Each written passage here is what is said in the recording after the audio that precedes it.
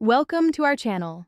If you need to verify your Scribd account for security or to access premium features, follow these quick steps. Step 1. Go to Scribd.com and log in to your account using your email address and password or through your connected social media account. Step 2. Check your email inbox for any verification messages from Scribd. These emails may contain a verification link or code. Step 3. Click on the verification link in the email, or copy the verification code and paste it into the Scribd verification page.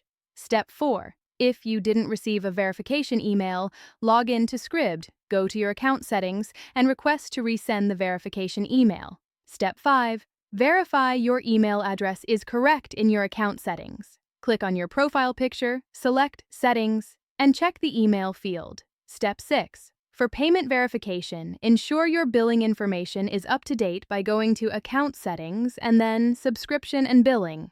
Step 7. If using Scribd for the first time, you may need to verify your account before accessing certain documents or using premium features.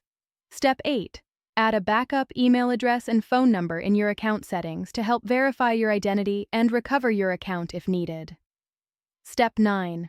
Contact Scribd customer support if you continue having verification issues, providing your account email and any error messages you're receiving.